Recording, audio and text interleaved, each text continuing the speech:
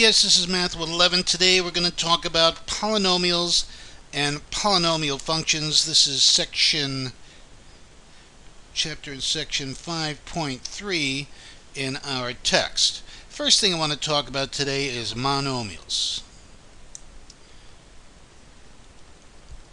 Alright, we're going to define formally what a monomial is. A monomial is simply a product of powers of variables and a constant called the coefficient. Now, there could be more than one variable, so I'll put those plural s's in parentheses.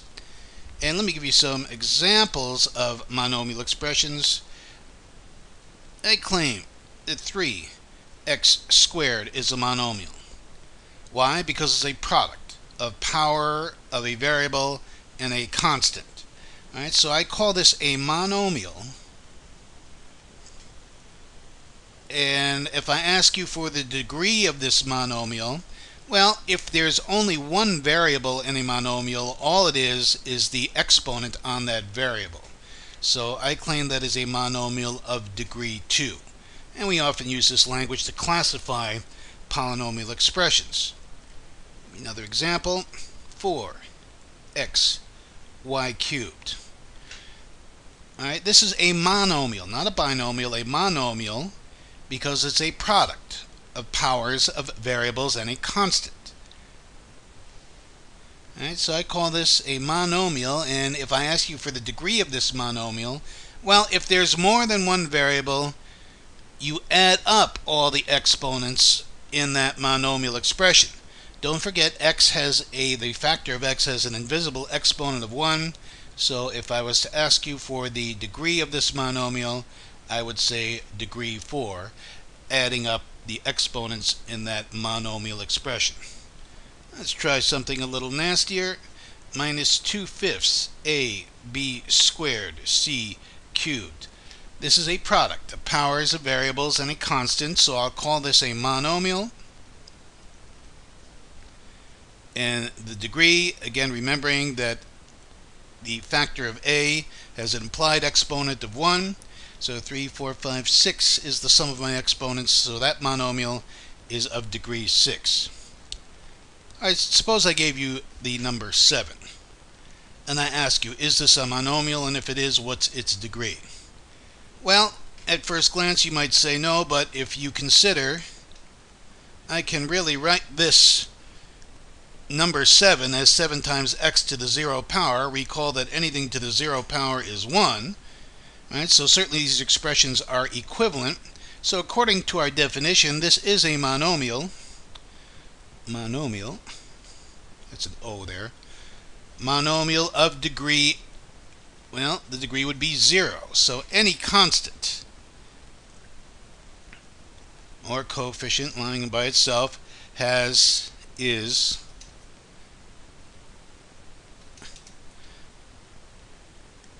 a monomial of degree 0. Okay.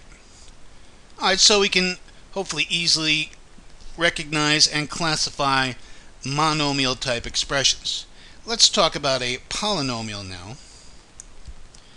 What defines a polynomial? Well, again, the Greek prefix poly means many, and we define it as simply a sum or difference, of course, of monomials. Right, so once we define monomials, defining polynomials is easy. Give me some examples of polynomial expressions. 2x plus 5. That is a sum of two monomials. Hence, I will call this a binomial. And if you're looking for the degree of the binomial, the degree of a polynomial is the degree of the highest degree monomial it contains. Now, so this would be degree 1, because this monomial has degree 1, this monomial has degree 0. Let me write that down. Right?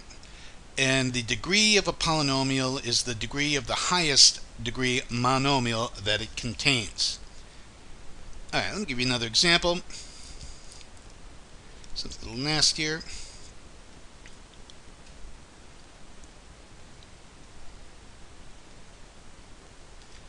Okay. Minus 17/3 x to the fourth minus 3/5 x cubed. Alright, clearly this is a binomial. Why? Because it's a sum or difference of two monomials. So I'll call this a binomial. And if I ask you to classify it by degree, you would say, well, this first monomial has degree 4, because there's only one variable and the exponent on that variable is 4. This monomial piece has degree 3, and again, the degree of a polynomial is the degree of the highest degree monomial that it contains. Right? So let's try another one. 2x squared plus 4x plus 3, kind of a garden variety polynomial expression. Well, this is a sum of three monomials. We sometimes call this a trinomial or a three-term polynomial. Excuse me. And what's the degree? Well, this term has degree 0, this term has degree 2, this term has degree 1, this term has degree 0. So the degree of the trinomial expression is 2, meaning the highest exponent on x you see there is a 2. Let's try a little nastier one.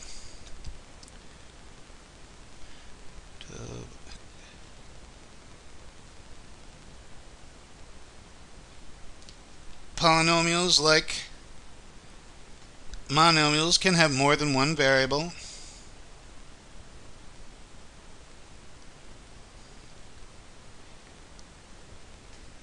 Okay. This is a polynomial. Why? Because it's a sum of 4 monomials. I can kind of focus on each one individually if I like. After try, there's binomials, trinomials. After try, we basically call them by the number of terms. I'll call this a 4-term polynomial. I suppose you could call it a quadromial if you like. Alright, so I've got 4 monomials in this polynomial expression, so I call this a 4-term polynomial. And if I ask you for the degree, well, again, I look for the highest degree term, the highest degree monomial that this polynomial contains. This first term has degree 7. This second term has degree 5. This third term also has degree 5. And this fourth term has degree 1. Alright, so my 4-term polynomial is going to be of degree 7 because that's the highest degree monomial that this expression contains. Okay? Alright, so we defined monomials, we defined polynomials, and defined how to classify them according to their degree. Let's take a minute to talk about polynomial functions. Now, as you hopefully remember from your first course in algebra, there is such a thing as function notation, which I can use to define polynomial type functions. Alright, we read this, okay, this is not a product. I read this expression as f of x. All it is describing a series of procedures, a formula if you will, that I'm performing on a variable x, and basically x is a placeholder for values of interest in this function type notation. Alright, we usually reserve the letters f, g, and h for function notation. That's kind of the syntax that's evolved over the ages. And if I take this very simple polynomial function and ask you to evaluate f of -2, well, we see that this value here inside the parentheses is simply a placeholder, and everywhere I see an x, I'll plug in a minus 2 in this given formula. So if I want to evaluate f of minus 2, I basically calculate 2 times minus 2 plus 1, and of course I get a minus 3. Simple enough. Let's try another one, maybe a little nastier one. G of x is minus 1/2 x minus 1. And I call this a polynomial function because I'm using function notation assigned to a polynomial type expression. And if I ask you to evaluate g of minus 2, again, x is a placeholder for wherever appears in that parentheses, sometimes called function argument. And simply, I plug in minus 2 wherever I see an x and calculate. So minus 2 times minus 1/2 is going to be positive 1, and 1 minus 1 will return a value of 0. So g of minus 2 is 0. Let's get something a little nastier still. H of x, function notation.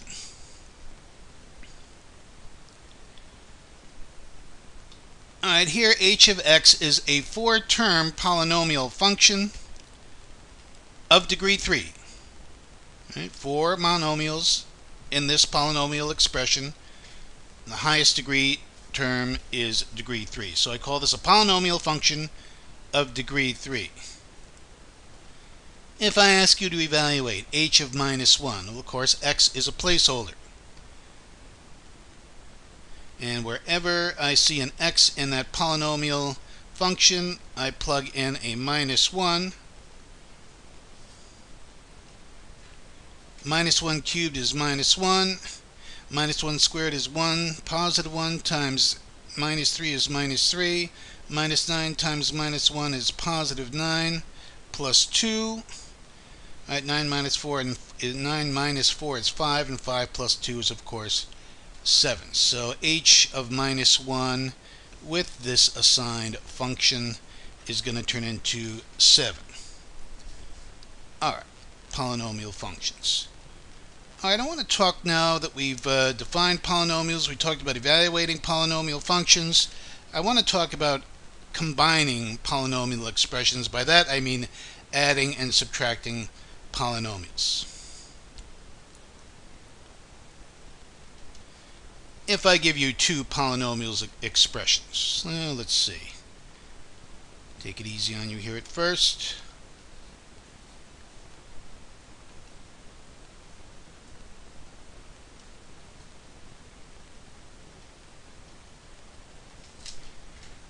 Alright.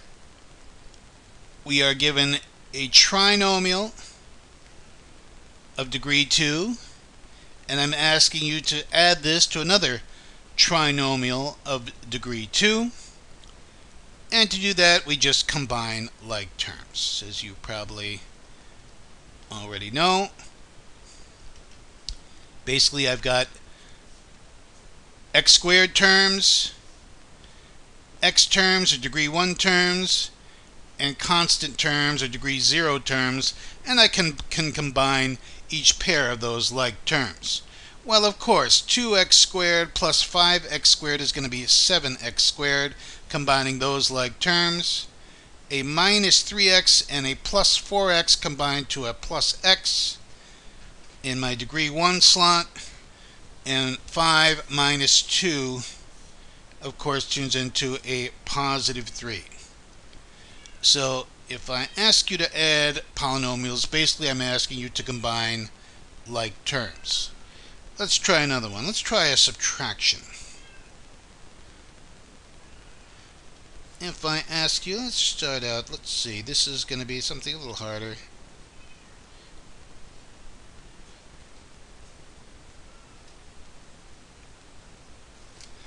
Alright, I'm asking you to subtract two binomials. This is a binomial of degree 3. This is a binomial of degree 2.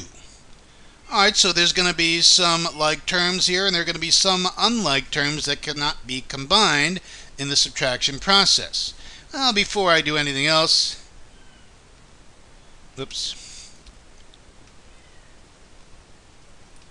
I'm going to take that second expression and change all the signs. If I'm subtracting a sum or difference, to eliminate these parentheses, I'm going to just carry that negative sign through and change the sign of everything in that second binomial expression. Alright, now I'm going to combine like terms. I'll notice if I look for other degree 3 terms, there are no other degree 3 terms, so 8x cubed combines with nothing. The 2x squared minus 4x squared, these are like terms. Like terms meaning the coefficients are different, but the variables and the exponents on those variables are the same. Right, so I combine those and I get minus 2x squared plus 3x. So that would be my final return when I'm asked to subtract those two polynomial expressions. Let me get a fresh screen here.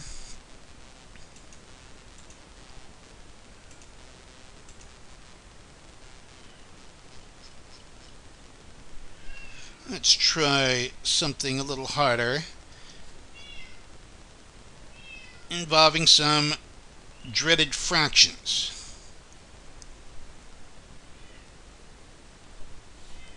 Alright. That is a binomial of degree 4. And I'm going to ask you to add that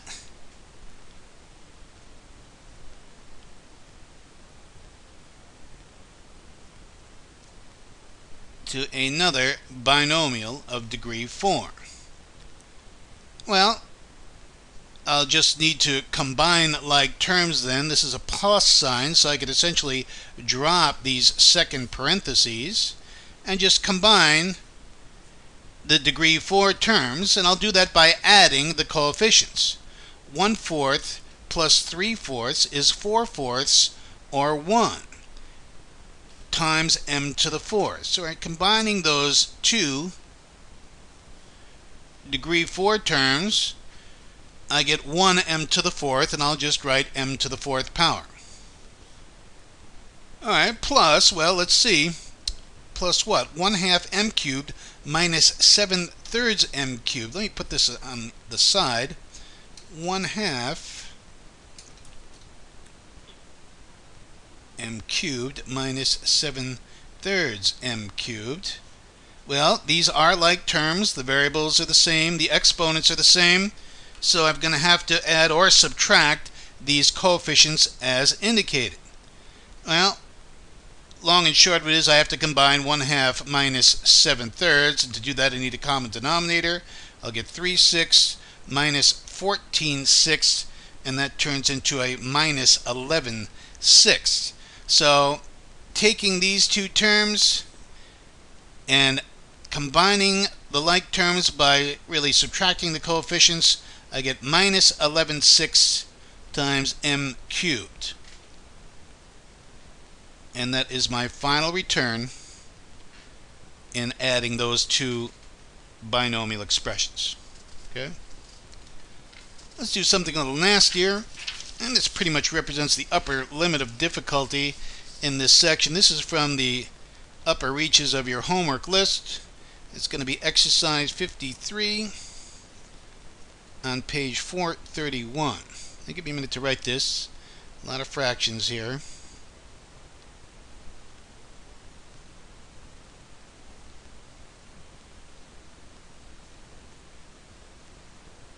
Alright, that is a trinomial of degree 3.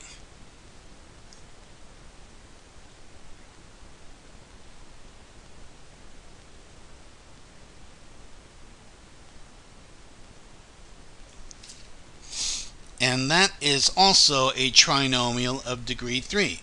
And we are asked to subtract one from the other.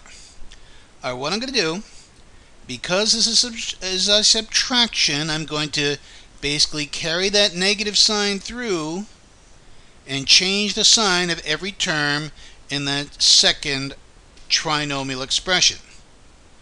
And let me be nice and careful here.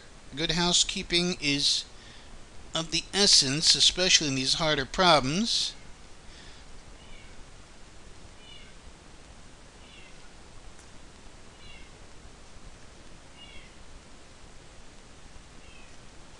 Alright, so I change the sign of every term in that second polynomial, carrying the negative sign through, and now I can identify like term pairs, which I can combine according to the usual process. Alright, I've got degree 3 terms. Those can be combined. Alright, well, I've got to subtract 5 halves, or subtract 1/3 from 5 halves to get that w to the third power coefficient. Let me do that in this kind of a side here. 5 halves minus 1/3, that's going to be, well, let's see, 15/6 minus 2/6, which will give me 13/6. Let me write this down, 13/6. So that's going to be the coefficient of my combined w to the third power terms. Okay? Takes care of those two. I like to kind of cross things out, especially these more complicated expressions once I've combined them. Now I'll focus on the w squared terms. Alright, I can combine those w squared terms by adding or subtracting the coefficients as indicated. Well, I'm going to need to take 1/4 and subtract 1/2. Well, 1/4 minus 1/2 is 2/4, and I'll get minus 1/4, adding those coefficients. So that will be minus 1/4 will be my coefficient on the combined w squared terms. Takes care of the w squared terms. And now I simply add the degree 0 terms, the constant terms. 3/5 plus 1/5 is, of course, 4/5. We already have a common denominator in those constant terms. Alright, so there is my combined polynomial expression in that case. Alright, I'll call it a day for section 5.3, and this concludes Math 111 section 5.3 for today.